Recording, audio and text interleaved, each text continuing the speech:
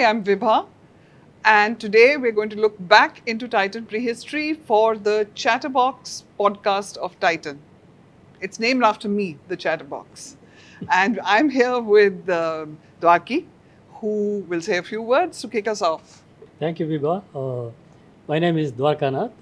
I am employee number 2 of Titan, joined Titan in 1985.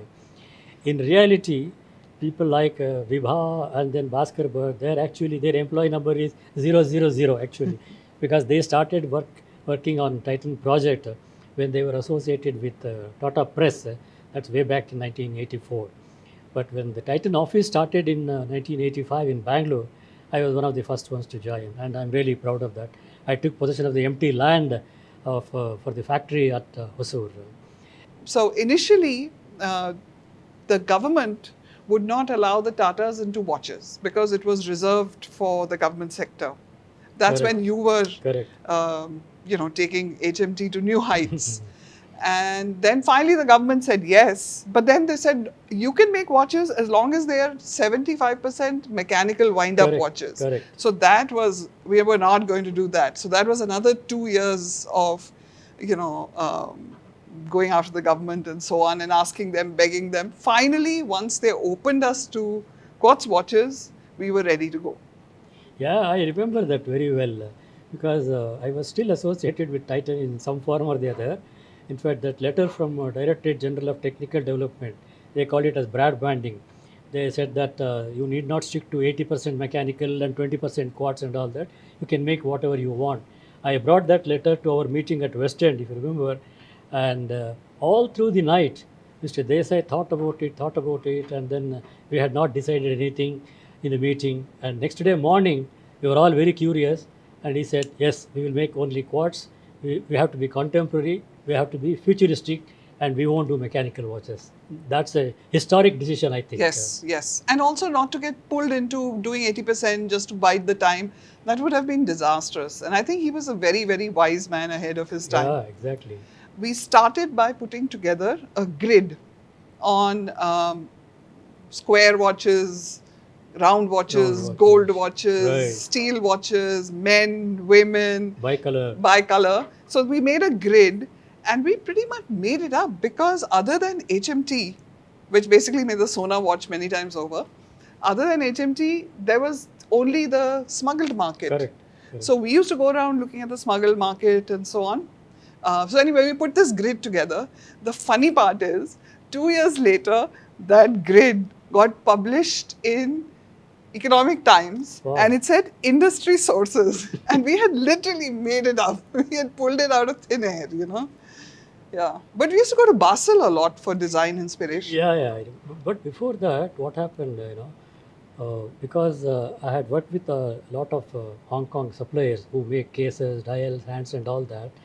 Mr. Desai, Mr. Manchanda said, "Yeah, two of you from marketing and from manufacturing express, please go to Hong Kong and see what kind of people are available there, what kind of sources are there, what kind of products they make, and all that." I remember it was November 1985. We went and camped there for almost 15 days, I think. And then I took you around to a lot of case makers, dial makers. That's where we started picking up these models. And the first case maker whom we visited was a company called K&S. Yeah, The yeah. owner is Mr. Kwok. Quark and something. And Yeah, it is yeah, there, I very well remember, we picked up the two cases, 142 and 111, gents and ladies, the round one, the top assembled models, and you also liked it. And those were the first models that were picked up. And incidentally, he became supplier number 1 to Titan. So we started by just, tearing things out of Correct. magazines and putting together a basic kind of look. And then to bring it to life, really, we went to Hong Kong. We went to Taiwan as well. Correct. Taiwan, Korea. And my first visit to Taiwan, we went to Korea, that's correct. And we shopped around. There were also some suppliers in Europe, but they were too expensive, basically. And we tried to shop around and see what was available, brought a lot of stuff, which was, they shipped it mostly. But there's a funny story here as well. So one time, this is the second round, we were going to Switzerland for the Basel thing, and we wanted to show our, by that time we had, more or less an idea of what we were going to make. And I remember we used to have these suitcases Correct. with compartments for Lot the of watches. samples.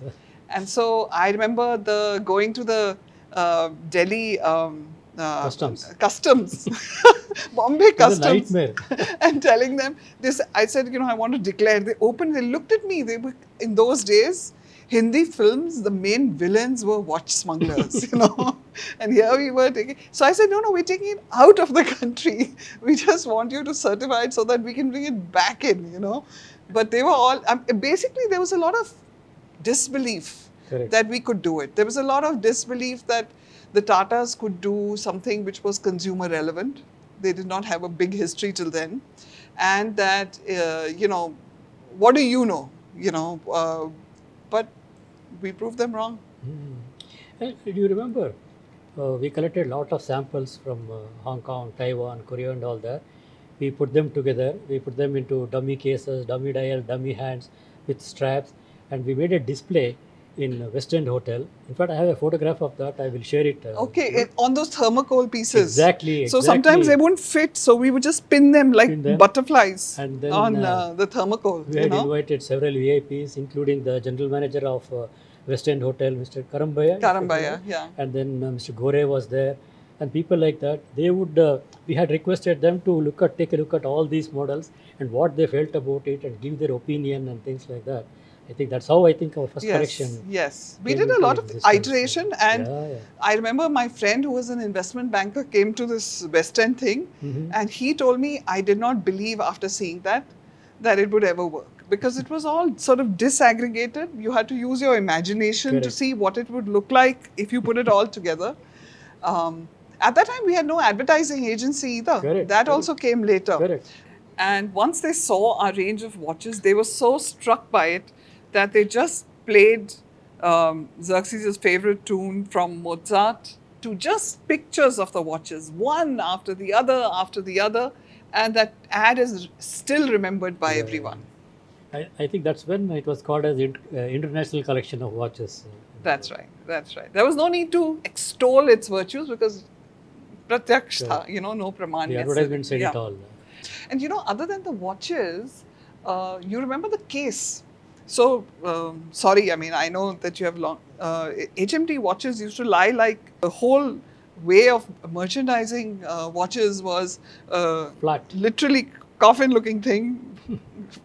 And with the watches lying flat with a body bag over them. And the box was like a coffin, actually. Yes, yeah.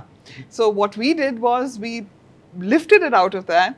And remember that first, which delayed our launch, the first box where basically you got it out from its plastic, and it was a self-display. Correct. For smaller units by itself. Yeah. Correct, exactly. So that it would be easy for display even in the showrooms, and then there is no need to dispense with the box. Yeah, you're right.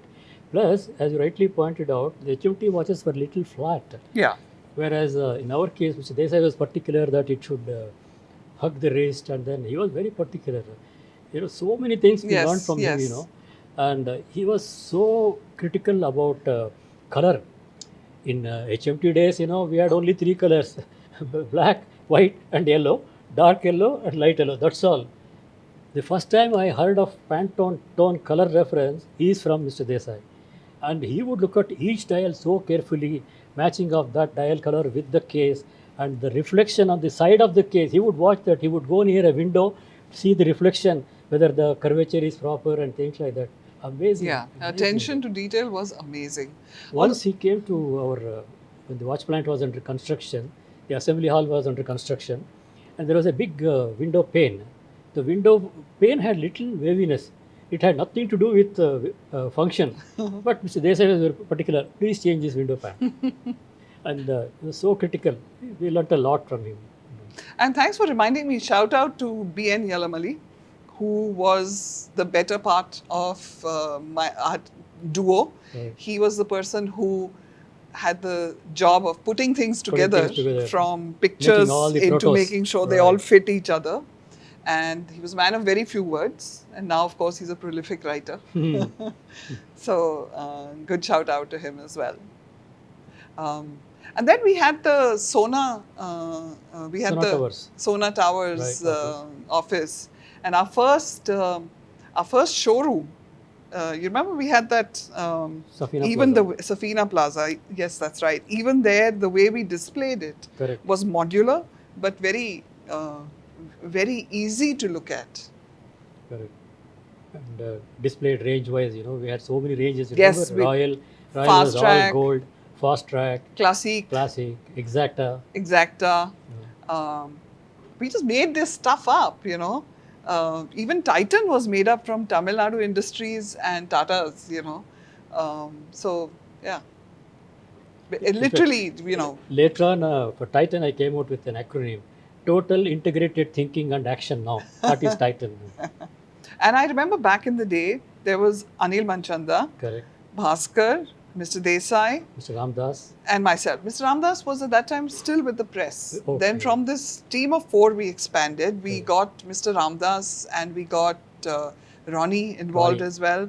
And then there was you, Mr. Amita Yalamali, who joined us from Correct. Titan. And slowly the Mr. clan Harirao, Mr. started to, Shantaram, they were all the yes, first batch. yes, the clan started to expand. And we were working out of West End most of the Correct. time. Gulmore Suit. That's where Titan was born, actually. That's right. That's right. That's Yeah. right. Back then, before Titan went into jewelry, I think the one big insight that we were working on for the first range was that people don't, at that time, remember, there was like 125th of a second its accuracy, that people are not buying watches. Accuracy is taken as read.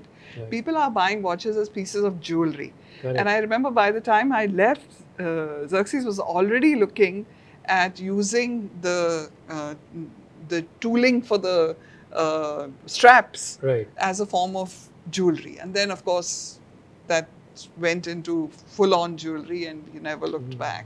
Right.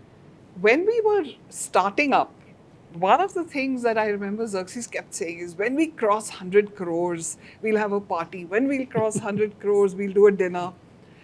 And then the 100 crores happened and it seemed suddenly like everyone had forgotten, because by that time, we were galloping ahead.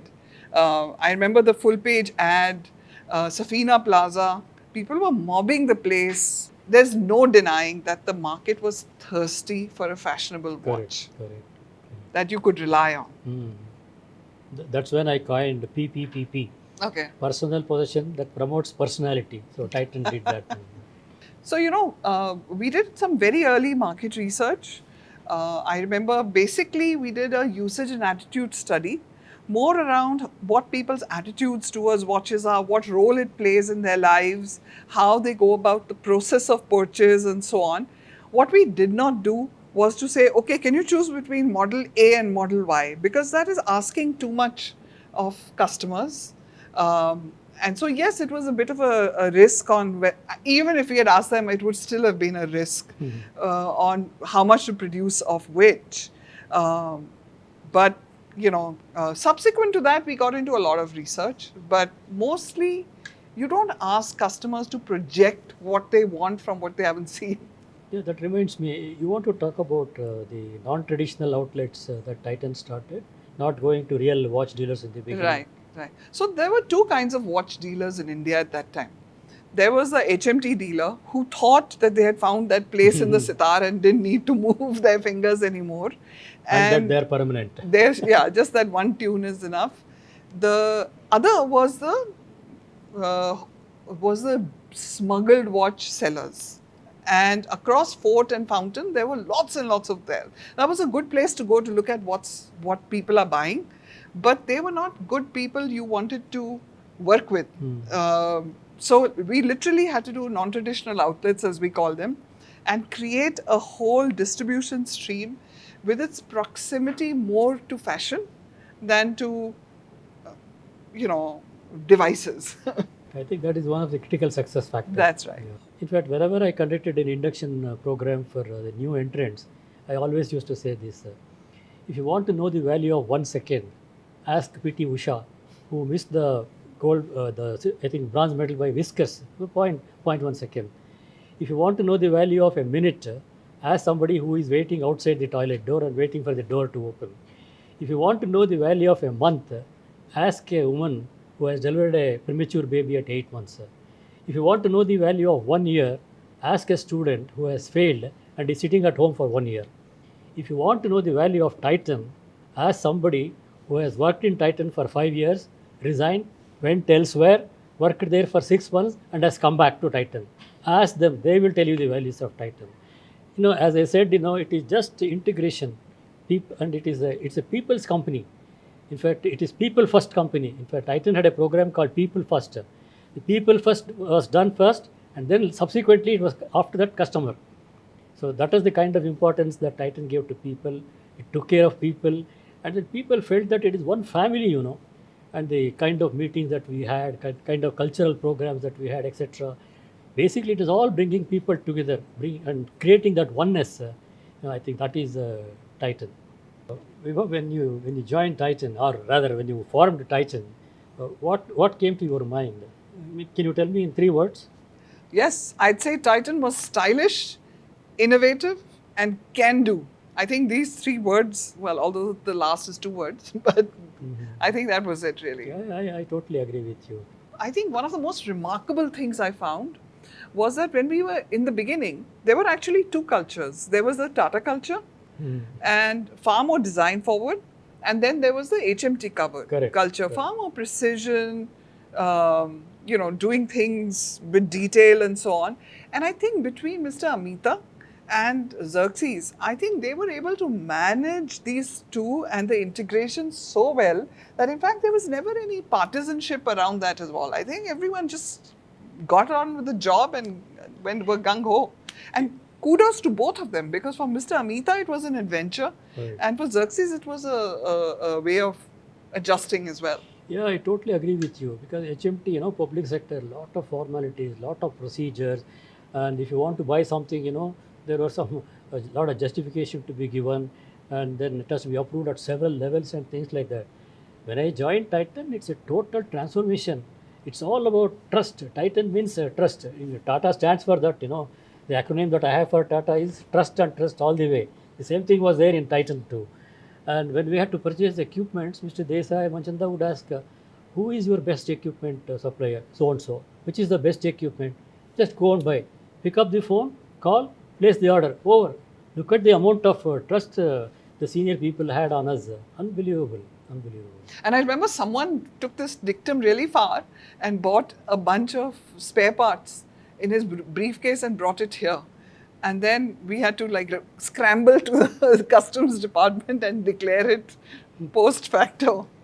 So thanks a ton. This has been wonderful. It's given me an opportunity to catch up with you again. And thanks to Chatterbox that we are able to do this in a chattering sort of way. Correct. Thanks to Chatterbox and thanks to Titan.